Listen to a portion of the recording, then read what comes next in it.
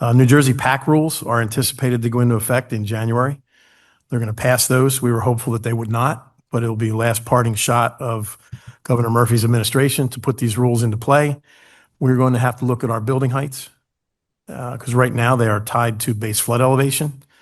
That base flood elevation will probably go up between 4 and 5 feet, depending on what flood zone you're in. And that would make for structures that will be 55 or so feet above grade. That's not something I think is appropriate on the island.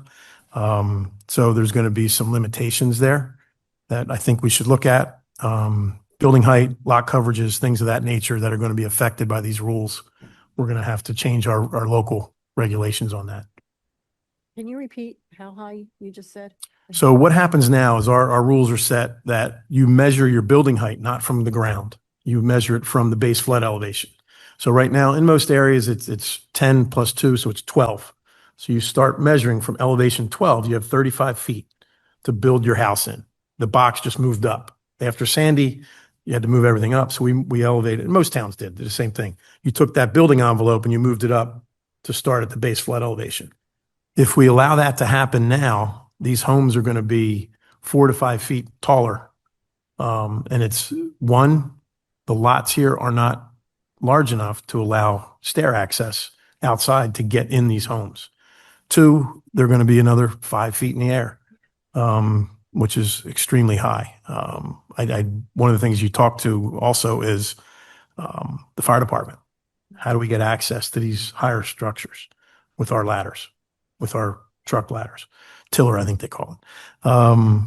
So those things are, I met with Brigantine this week. We talked about some changes there. I want to bring that to our planning committee of probably the folks I mentioned, our attorneys and our planner, Jim Rotella. We'll bring him in and Roger, see what we can talk about. And we'll have a committee meeting probably next week of some sort.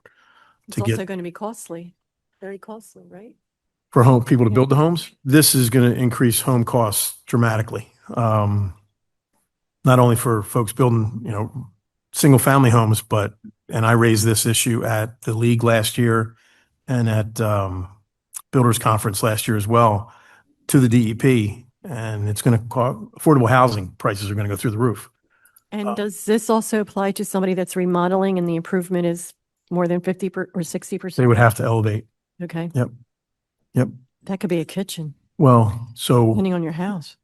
So what we've done here in Ventnor, we were the first town to do it. When we got in office, we changed that rule that it said it was 50% over 10 years each year here in Ventnor. So what that does, if you watched how I did my home, Yeah. I did it in phases. Right. So every couple of years, it had nothing to do with doing it all at once. It had something to do with the budget, trying to, make sure I had enough money to do that phase. But what now you can do 50% of your home's value each year.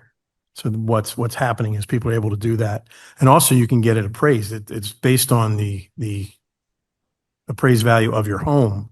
So in our books, the assessed value is kind of low. Yeah. But you can go get an appraiser and that value is a little bit higher when the appraiser does it. A lot higher, actually. Like my home was worth $100,000. Yeah, so was mine. The lot is where all the money is. But if you get an actual appraiser to come in, the assessed value is based on the structure. But an appraised value would put more value on the structure. So. Well, I said it could be a kitchen. You're modeling your kitchen when you're over 50%. Exactly. 60%. Easily.